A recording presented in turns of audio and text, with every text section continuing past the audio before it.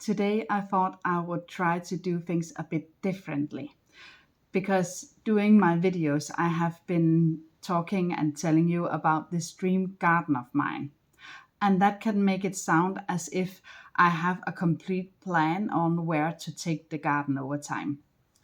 The truth is that I don't really have a complete plan, but of course, I have a lot of ideas on where to go next. In time, I will look into what is actually achievable and what is affordable with the funds I have available, and then I will see what I will be able to actually put into real life.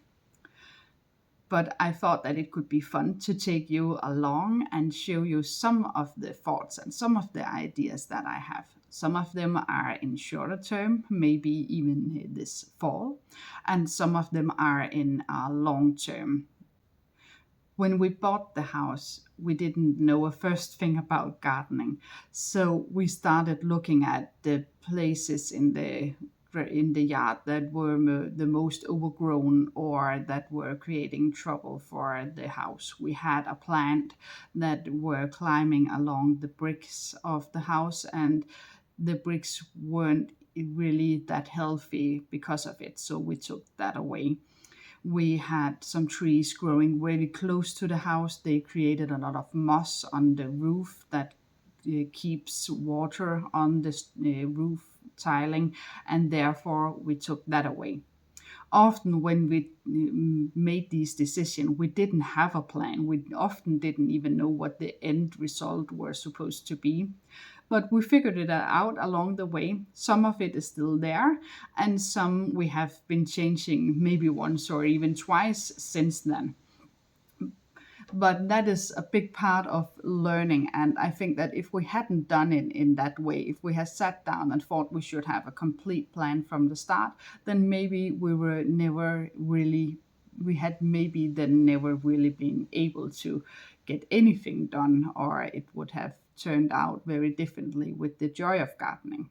I get a lot of inspiration from books, from YouTube, from Instagram, and I try to combine that into my own little universe of ideas and try to develop my garden into something new and prettier each time. And I will try to illustrate for you some of the ideas I have. Often when I see something in my mind, it's very difficult to find out if this will really work, or will it truly work in our garden as well. And I have found a few ways to visualize it for myself.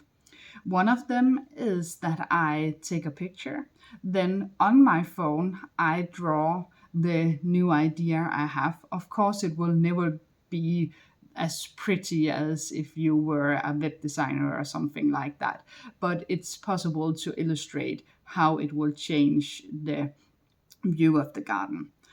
And then I have tried something new, and that was actually using AI to make it visible what more plants or a different texture or a different layout in the garden would do. And that is some of the things that I will try to show you today. Some time ago, I made this plan of our yard. This dark part is the house. Over here, that's the garage and the shed on the back. Here we have the front entrance. Here we have the terrace. This is the garden house. And then I tried to draw in what I knew and what was there at the time, at that time. So over here is the woodland border. This is our playground, our playhouse. This is the trampoline. The big red trees. One of the big rhododendrons. The other big white rhododendron. The path behind it, where I have the espalier with roses. Here I have my raspberries, the apple tree, the the bed with tulips and blueberries and wild strawberries over here, the trailer parking spot, and the compost. And now I'll try to take you along and show you what I have as plans right now. I will start by showing you the front garden. This is one part of the front garden as it is right now with the new bed on the left side. I feel that the new larger bed has improved the front garden, but I still feel that it's kind of bare. As a means to visualize if more plants would make this space too crowded, I tried to use this free AI tool that I found on the internet. Even though the ideas that it come up with is not exactly what I have thought about, I still feel like it visualizes for me that more plants will work in this space and will make it less bare and more inviting. In my opinion, the first thing that we need to tackle is to have a cover-up for our garbage cans. I have the idea to use these decorative iron plates as a cover-up for the garbage cans because I think the rusty color would look nice against the bricks. The next idea I have is to make a matching bed on the opposite side of the bed that I have already established. I also think that some sort of stepping stone path would look really great here. Maybe even two for harmony. I found a small water fountain that I also think could bring some charm to the front garden. Next up, I will look at the other side of the front garden. This is the other side of the front garden as it's looking today. Once again, I used the AI tool to illustrate what more plants would do to this space.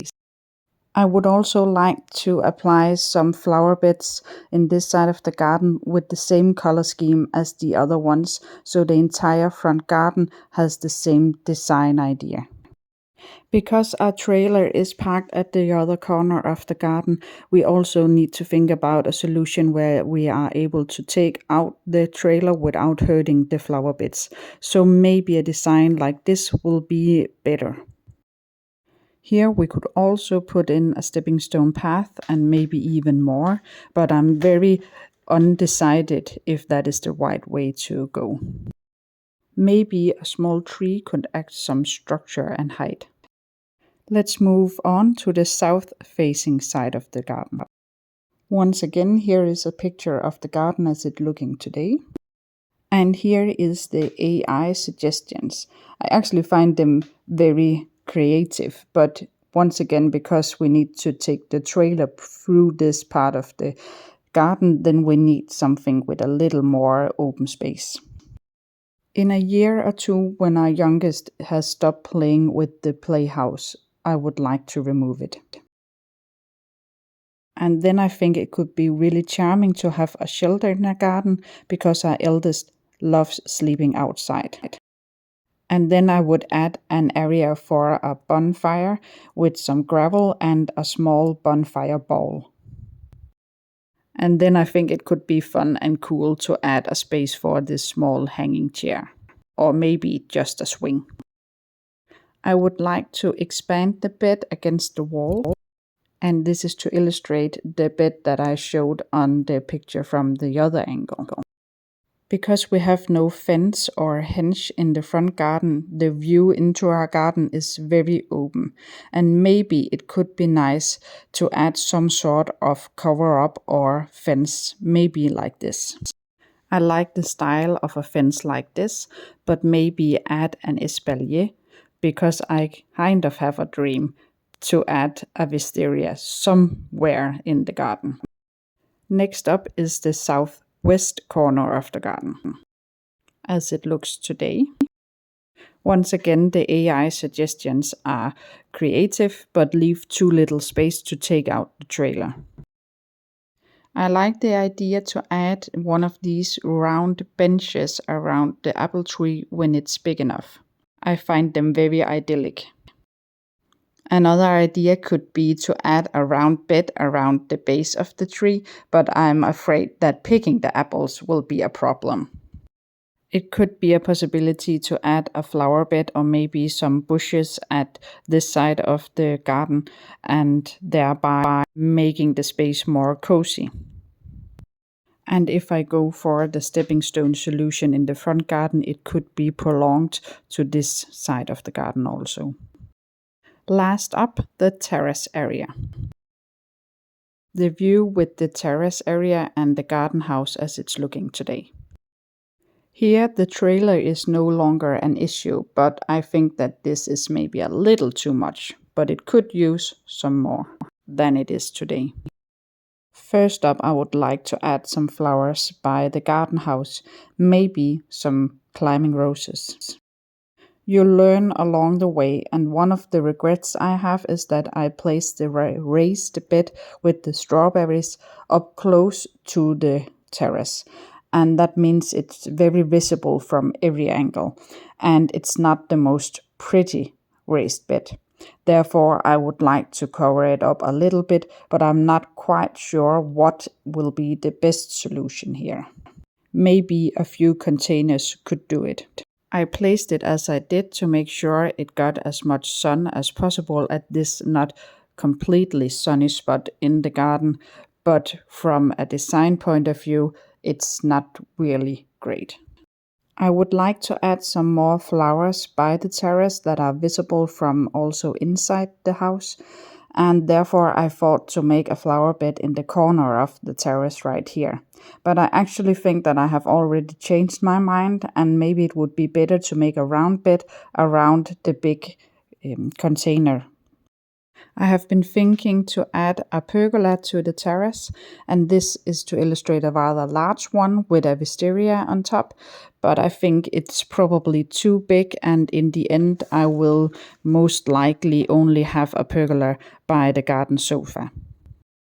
I have now shown you most of the garden and many of the ideas that I'm working on and thinking about and trying to figure out if it will be a good match for my garden. But I hope that you found it fun and illustrative and that it took you a little bit behind the scenes on what I'm working on. In the following, I will show you a few of the inspirational pictures that I have saved from various places on the internet and that I'm using in my plan and ID development. Many of these I will not be able to bring into real life, but I use them as a red thread on where to go next and where to look next, and as a color inspirational palette or a style palette.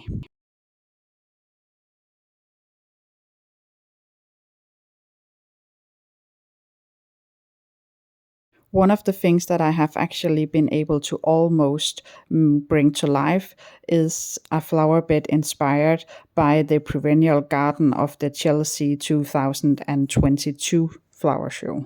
In this picture, the tulips have most of the power, but it will change in a short amount of time, and then it will be more in the style of the show garden. Thank you very much for watching this a bit different video from me. I hope to see you again very soon. Bye.